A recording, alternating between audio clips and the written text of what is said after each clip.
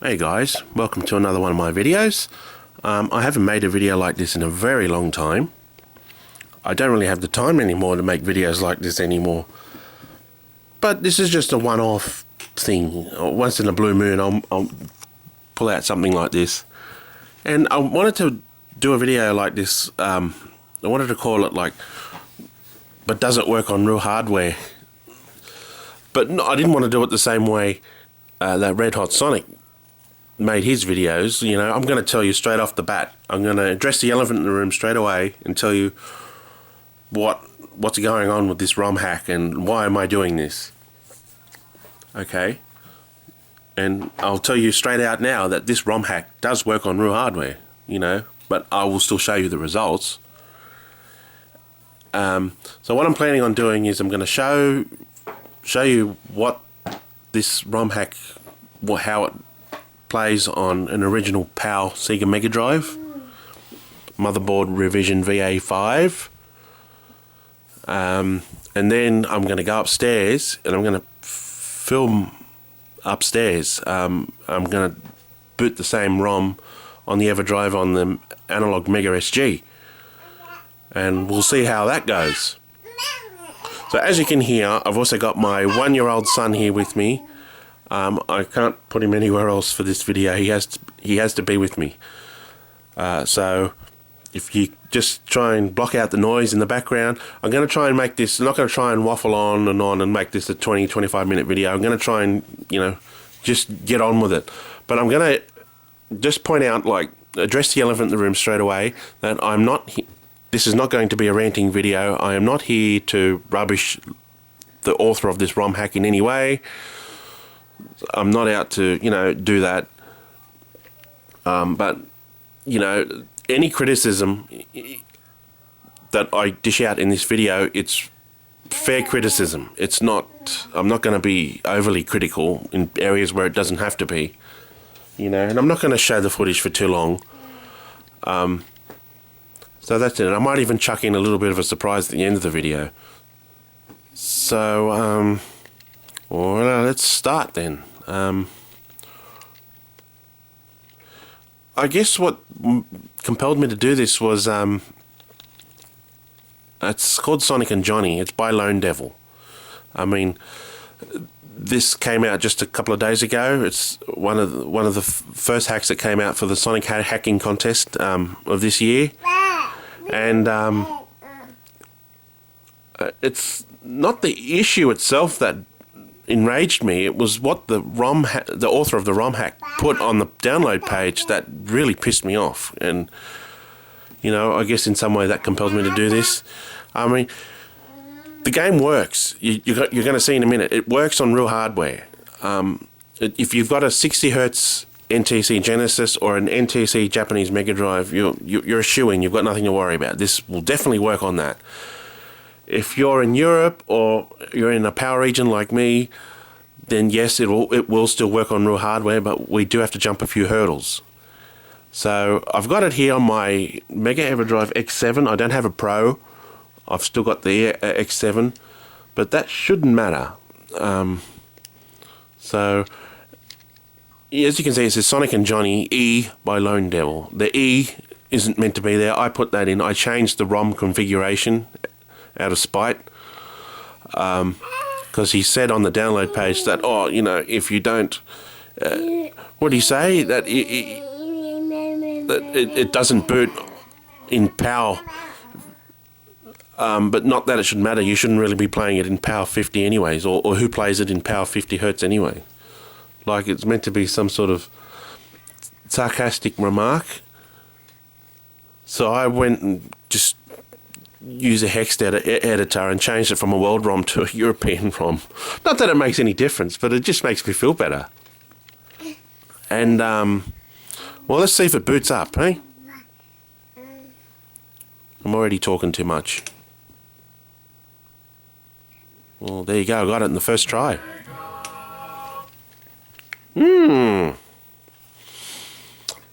Yes, I told Lone Devil that this does work on real hardware. Sometimes you've got to try about 30 or 40 times to get it to load, to boot, but it does work on original PAL Mega Drive. Now, where's my volume remote? I seem to have misplaced it. Oh, here it is. Okay. So, let me just go into options here. You can hear that the music isn't slow. I don't know if you can hear that.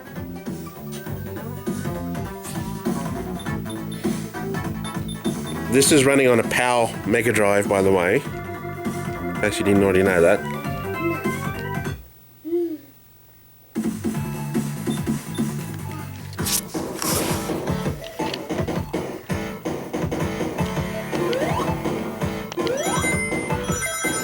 What I don't like about this hack is I don't like how you only got a minute and a half to finish the level. Like, even if you come second, right? Which is fine, you know. Let me come second, but let me explore the level. You know, I can't explore, I don't even know where I am. So I haven't played this for too long.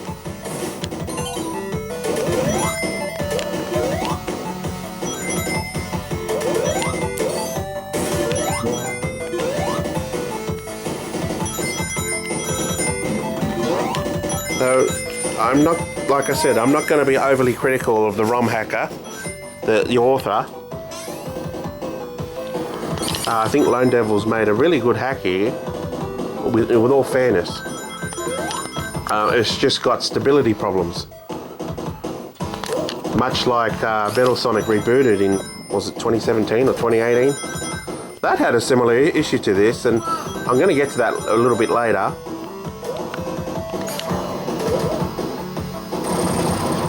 I have no idea where I'm going. I don't even know if I'm going to finish in time. I just wish that you still had the 10-minute time limit, so you could at least, even if you lose and you come second, at least can I explore the levels and collect item boxes and stuff.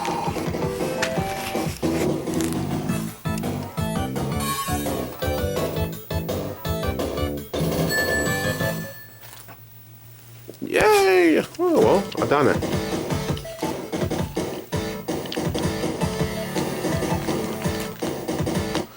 Okay, I'm going to stop it here. And just add that before I go upstairs, I'm just about to go upstairs and see if this game boots on the Analogue Mega SG. I just want to point out that I made a save state just after the initial boot of the game. So, you know, where as soon as it said Sega, I went to load a save state. And where is it? It should be here. Yeah, I done it there on the player select. I did that for the Analogue Mega SG because I'll explain it more in a minute. I'll go upstairs, okay? And I'll continue the rest of the video up there. Okay, guys. I'm here in the master bedroom where I keep my Analogue Mega SG with my 8-bit DO M30 wireless controller. Got the EverDrive here. Now, as I was saying, that save state, I made a save state just after the boot of the game for a very important reason.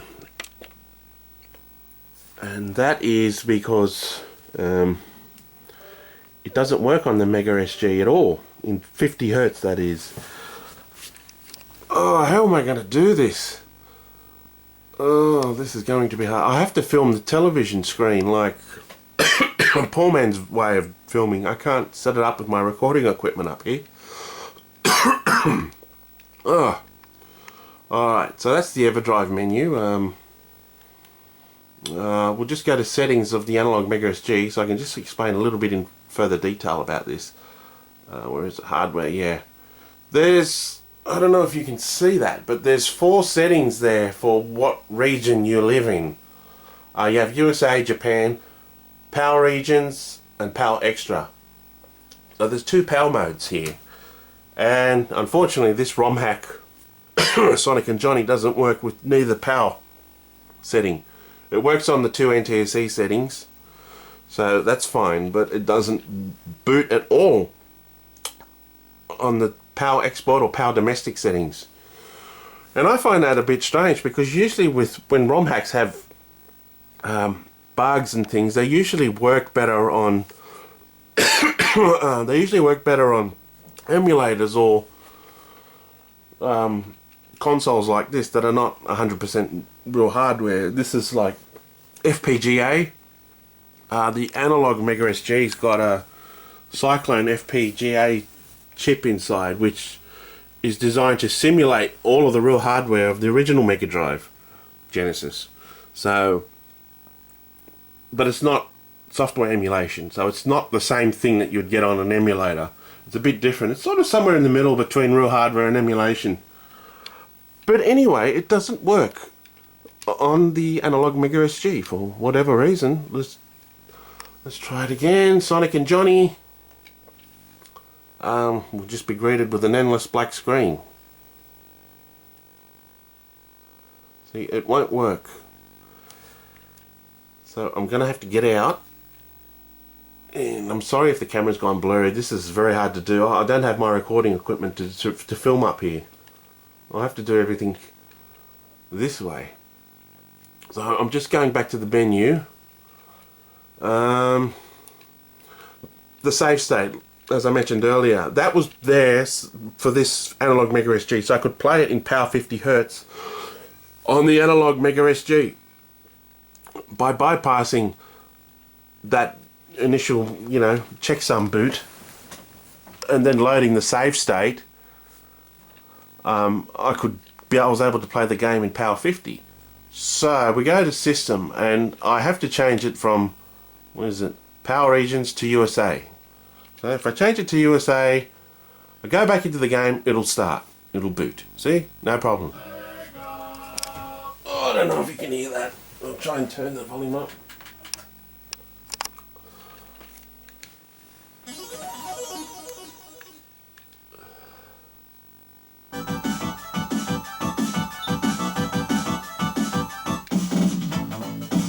So it's running at 60 Hz now. I'm going to change it back to power. The music's slow. That's because it booted in 60 Hz and I switched it to 50 Hz. Now I'm going to load up that save state that I showed earlier. See if I go to load state. See?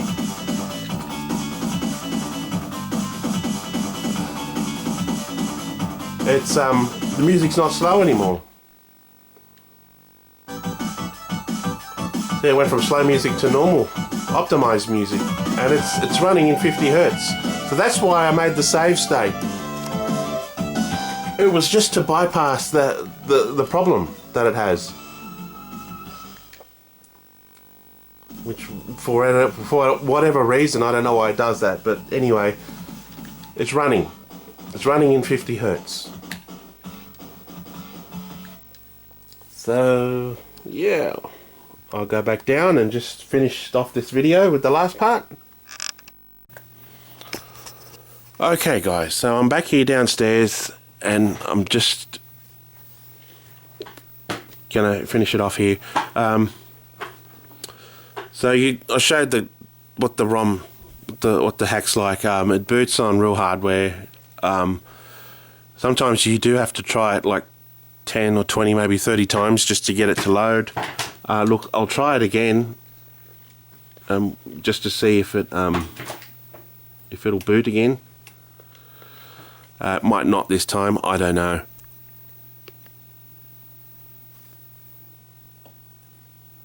No, I got lucky. I got lucky. Well, sometimes you have to try it so many times just to get it going. But it doesn't work on the Analogue Mega SG in PAL mode. It's alright in NTSC, but not PAL. Why? I don't know. And I'm not being overly critical of Lone Devil or anything. I understand a lot of hard work's been put into this hack, and it clearly shows. I mean, it looks great. It sounds great. It's just got stability problems that make it so not everybody can play it. But my issue is, you know, that I have with all this is that, you know, it's not that Lone Devil or anybody has to actually fix and address the issues. It's just the fact that the author of the ROM hack isn't really taking any responsibility for you know, for the fact that it doesn't work in PAL mode. You know, it's like, oh, you know, it's 50 hertz. 50 hertz is to blame. You know, it's not the ROM hack. It's 50 hertz, and who'd want to play it in 50 hertz anyway? You know, that's just a smart aleck remark. It's like sticking your root finger up to everybody that owns a PAL Mega Drive around Europe, or that just has a stock model like me, that you don't have a 50, 60 hertz switch, or you don't have language settings or anything like that, you know? I just hate that attitude. I hate it when people blame the refresh rate for the fact that their game is broken. You know, it's broken because you've got bugs in your hack. You know, if you don't want to fix it, that's fine, but don't blame 50 hertz for it. And that leads me right into this last part of this video. Does anybody remember Metal Sonic Rebooted from 2017 or 2018? You know, it went through, 3 revisions, as it's got here on screen, and it's none of the problems that this game has. And this is even worse, to be honest. Like, in terms of stability, it's got more bugs that hinder gameplay. But it took 3 versions and they never really got fixed, you know? It was just kept getting ignored. And I understand Sonic and Johnny, that's just a build for the contest. If I didn't say that already, it's it'll probably go through a few more builds before it gets finished. But there's no, you know, the problem could be fixed, but I doubt it. And I'm not saying it has to. It's just, you know, that arrogant attitude from, you know, it's not just Lone Devil, it's just everybody. It's like, you know, you're blaming 50 hertz for the fact that a ROM hack is broken or it doesn't boot or whatever. That's just sad. That's just wrong. And Metal Sonic Rebooted here, this has got a similar bug where it just keeps resetting itself. Once you barely get to the title screen. Like, you're like 1 second in, and then it goes back to the Sega logo here. Why does it do that? I don't know. See? It just does that over and over again, and it just makes you want to laugh. Why does it do that for, you know? It never got fixed. If you're quick enough, you can press start and get into the game. But this, you know, it's just something that, you know, it's another bug. And I'll just leave you with this last part where I'm going to show footage of redhotsonic when he reviewed this game, when he did the but does it work on real hardware. And so you'll see that it's not just me who said that it didn't work on real hardware properly. You know, it was redhotsonic as well. Just check it out. So far, we've been on a winning run, but will Metal Sonic stop us in our tracks? This is Metal Sonic Rebooted. The first thing I tried was to see if the Japanese Mega Drive would bring up the Japanese title. There's our confirmation. Just like the previous 2, I started from the beginning with checking the options screen and initiating the first stage to see how far I could get. Along my journey, I was really enjoying myself, but the special stages, they're tougher than I remember. I failed the first 3 a couple of times, but I was completely losing it on the 4th stage by 1 single ring. After 6 efforts to obtain that damn 4th Chaos Emerald, even the game straight up told me to give up. I was forced to start again, and as I had little patience, I put some codes in and tried a few other stages out. And of course, I overpowered the metal guy. I mean, who wouldn't want to at this point? Attempting the special stages to see if I can get Deja Vu, they were loading as planned. Maybe that lockup was a pure fluke, and it's crashed again. I then restarted the game, and as I was putting in the sound test choices for Super Metal Sonic, frustratingly, the game just hung there. This is so weird. Maybe my Japanese Mega Drive is just getting exhausted. Let's swap for the Sega Genesis. Alright, fine. EverDrive version 3? Mwah! You're up. Okay, opening with a later zone, I managed an honest amount of gameplay, and it was looking all good. I mean, I overturned Silver Sonic's world along the way, but that happens in the original Sonic 2 if you're not careful. Maybe it was just my X7 that couldn't handle... Why does this game keep freezing? Alright, that's the second major crash. Let me load Twinkle Slider. Okay, it's the game that we should blame. So it's time to boot up my most nostalgic console and see if PAL can give us a lending hand here. I didn't even press anything. What? It didn't crash already, did it? Right, okay, I've got the controller here. Let's see what happens. I can't even get past the title screen. This is fascinating. Really.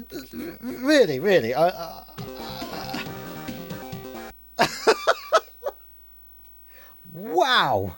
I cannot believe it's getting worse the more I try. Now, normally, this would get a no from me, but if you spam that start button, you can actually begin to play the game as normal. Until it crashes, damn it! It pains me that it's come to this, but the issues are far greater than what the S Factor was demonstrating. In comparison, this one just corrupts easily with no obvious explanation to us why.